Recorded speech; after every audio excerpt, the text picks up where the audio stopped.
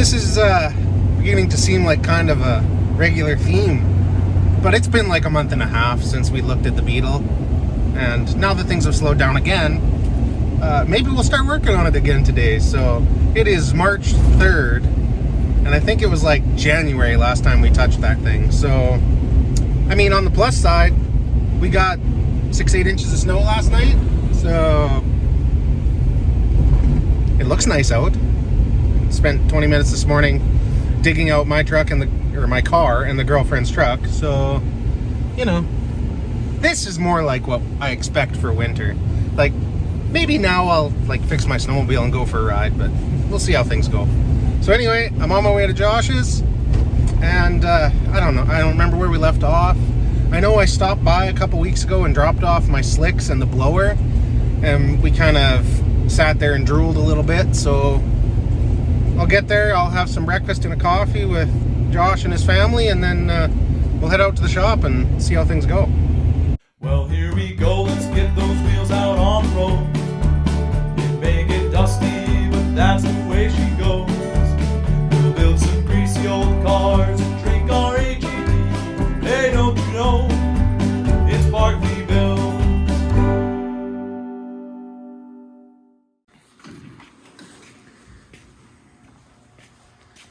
Hey, look, a blower. Is that where we mount that? Hey, if you can run the belt that way, sure. But these tires, those are gonna look good.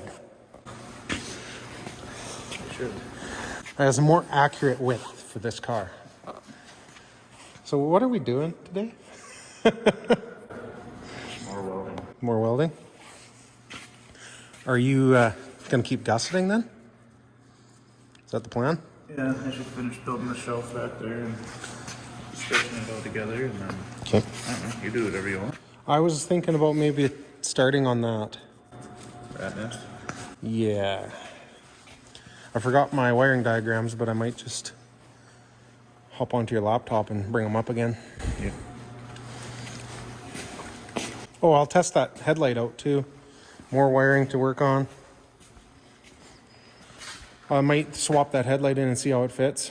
We could dual charge. Yeah, we can use a screwed turbo and the blower. I don't have the fuel tank done yet. I'm just going to put a bigger outlet on it and call it good. Yeah. But yeah. More work. All right, get to work. It's enough visiting. So we just got this thing up in the air.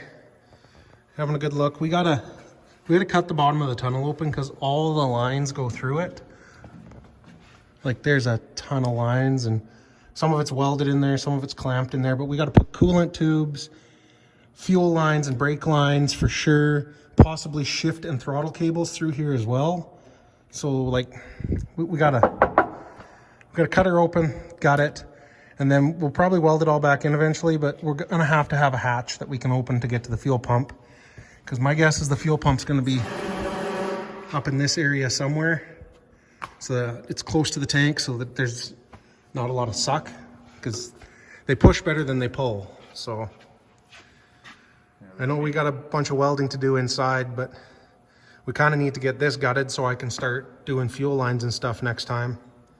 Because if I just change the size of the outlet on the fuel tank to a bigger outlet, we can mount the fuel tank back in it, and I can start doing plumbing. And I think I've got 90% of the stuff either at my house or on the way, except for the fuel pump, to get this done. So, and then we got to look at brakes, because we got to get disc brakes on the front. I'll redo all the brake lines because they're 50 years old. But then we got to start gutting the front here for the rad for air. There's lots to do. I guess just when we thought we were putting stuff back together, we got to start taking it apart again.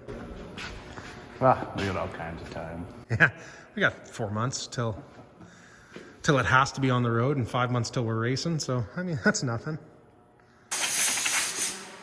Well, now we got the 6 inches of dust off the plasma. We'll see if it'll cut through this undercoating goop on the bottom of this thing. It's gonna try anyway. All right, so after quite a bit of cutting, this tunnel is fully gutted except We just got to undo some stuff from above with the clutch pedal and the park brake and the vents. And then it's wide open at the front in here. So we're just trying to figure out when we bring the coolant pipes forward, where we pull them through at, and then we'll weld them in solid. And then we'll just have holes with grommets for the brake line and the fuel line. Because there'll actually be 2 fuel lines and 1 brake line to the back, which we got lots of room for. No, yeah. And then we may put the throttle cable and the shift cable through here, but it'll just be what we figure we can do here. It can be the last things. And we test fit this factory Freightliner bulb in there, and it fits nice, whole light assembly. So if I can get another one of these ones that cracks, so we change them at work, I'll just save it. And we can put them in, and then we have good headlights for now, and we can always change them out later. They're only like 60 or 80 bucks a piece anyways, so. And they come with the glass, the bulb and everything, so. Yeah, now that we know what we've got for space underneath, I think next time, depending on what's going on, I can start planning and plumbing or start on the wiring harness. I'll just have to bring some stuff so I can actually do it. I got some fittings and stuff on the way. I got to double check. I'm sure I have a spare fuel filter. And then we got to decide what we're doing for a pump. And then I can pretty much do the whole fuel system. Because we're not far away from the fuel system being done. And then same with the coolant pipes. We can, once we figure out what we're doing there, we can get some exhaust pipe. An 1.5 inch exhaust pipe, run it through there, and then that'll be plenty. So we'll keep tinkering. Okay, so I think we're gonna start cutting the front out for the rad, figuring that out. So Josh will start on that while I finish gutting some stuff off the tunnel on the inside. And then we're gonna kind of figure out what we're gonna do for the air dam up here. Because essentially we have all the space from here to here to do whatever we want with. Because this is fuel tank. And I'm gonna have to do a ton of rewiring for the whole back half of the car. And I'm gonna use what I can if I can figure it out. But I don't know. We're gonna have to change that sticker. Seating is no longer capacity of 4. It's a capacity of 2 now. Or 0 currently. But Max load, 735 pounds. yeah. That's 2 mics, and then you're full. 2 mics and their lunches. And all the ass it's about to haul. All right, so we'll keep working.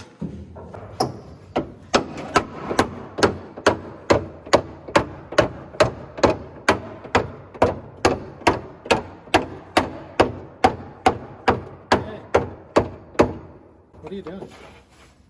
Bending shit. So what have you done here? Made a hole for potentially some air to come into our radiator. So essentially you just cut the bottom of the wheel well out.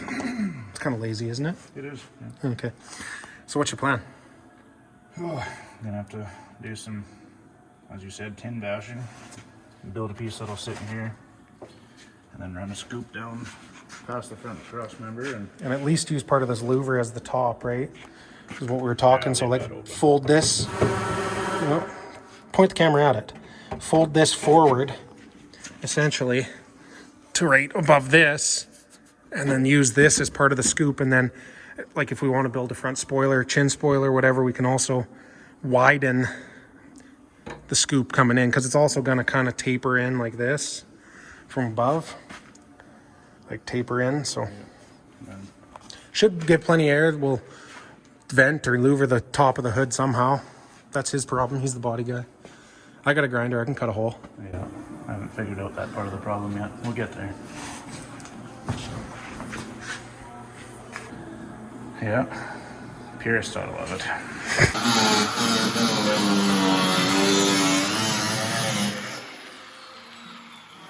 We got the steering rack pulled out.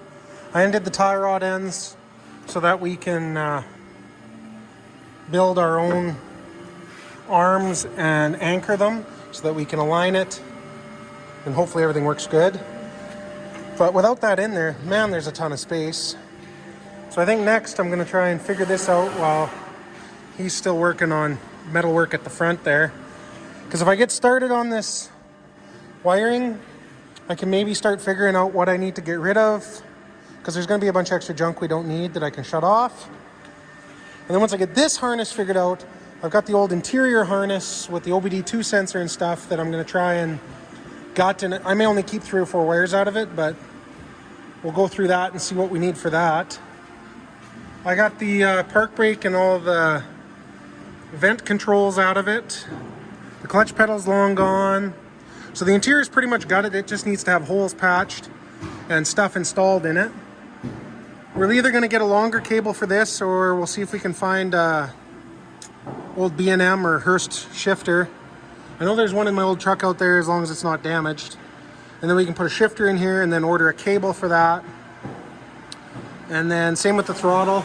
We'll have to figure out our mounts and figure out our throw on the pedal to make sure it'll work.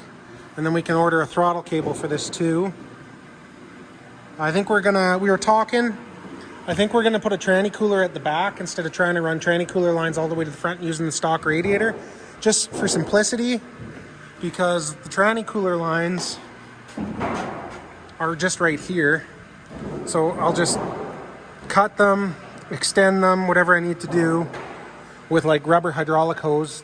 It'll handle the temperature and handle way more pressure than these will ever give.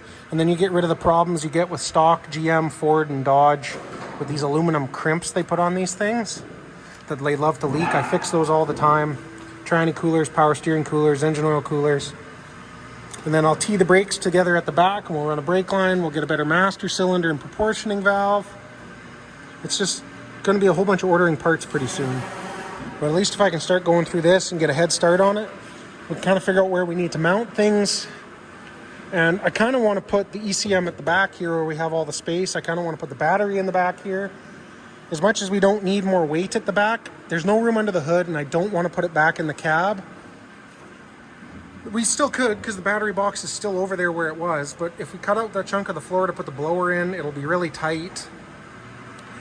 And we moved 300 pounds 3 feet ahead of where it was, so 20 pounds at the back isn't going to make a huge difference. And it's short battery cables. Like, there's essentially all we got to run to the front for power is fan, fuel pump, and lights. Like battery power back for all the factory wiring. We got 2 gauges we got to install. All we need is a tack and a coolant gauge, like a temp gauge, because the speedo runs off the front wheels and the fuel gauge should still work. That's all wired in. So really, I'll do the standalone engine thing, run 3 or 4 wires to the front, and that'll be the end of it. So that's the theory anyway. So I'm gonna get cracking on this. How you making out up here? I see you got your piece of metal cut. Oh, it's just going to take a little bit of farming, but kind of rough dimensions anyway. It's going to take some bending. Yeah. Well, there, installed. Now we'll just take the hood off and mount the rod right here. That's right. You don't need a hood.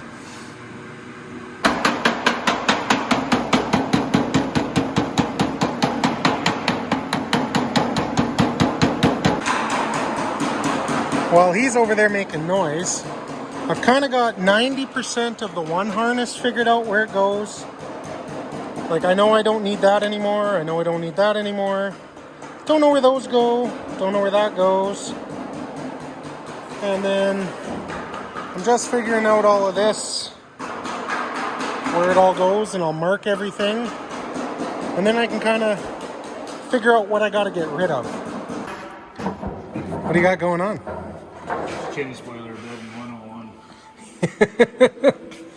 At least you put the painted side up so it looks nice for us. Well, that's so it's a smoother surface for the air. Ah. NASA stuff.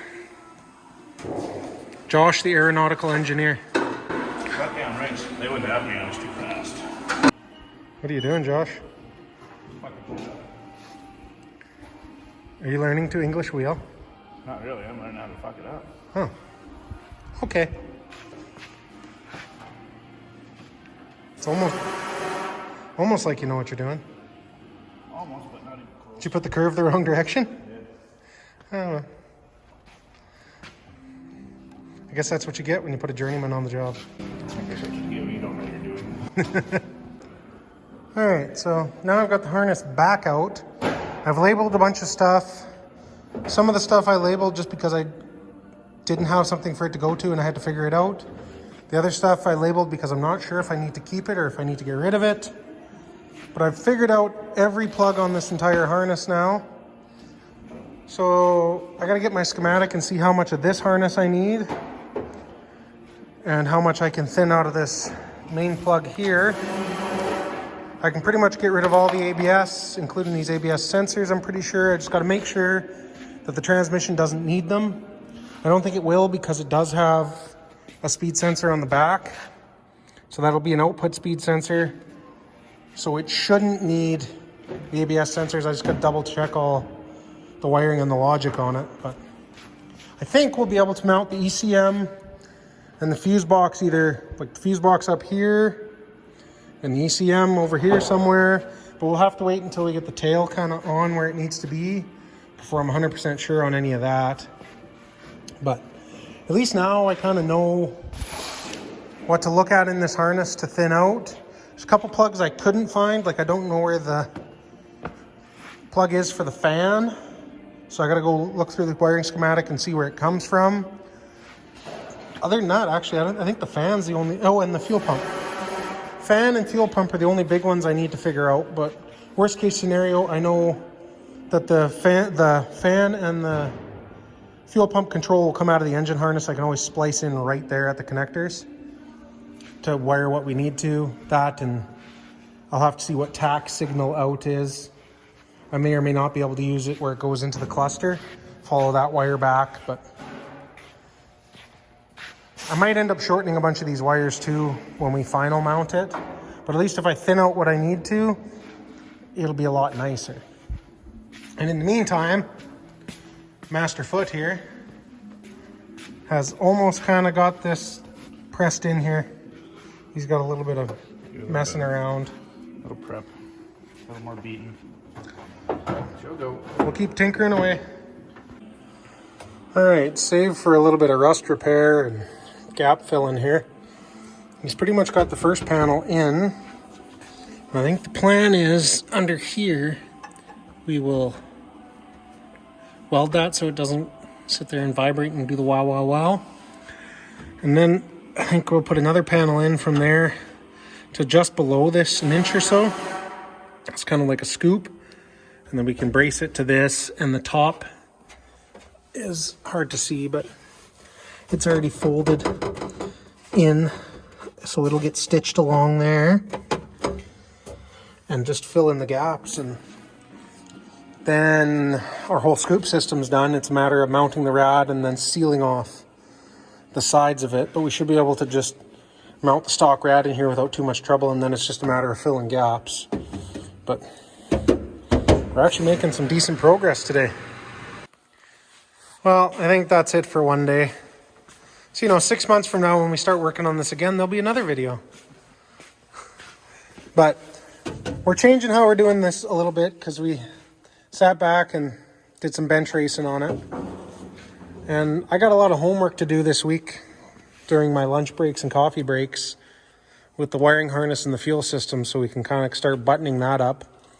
Because really, we need to do our best to make this thing at least fire up in the next month and a half is my goal.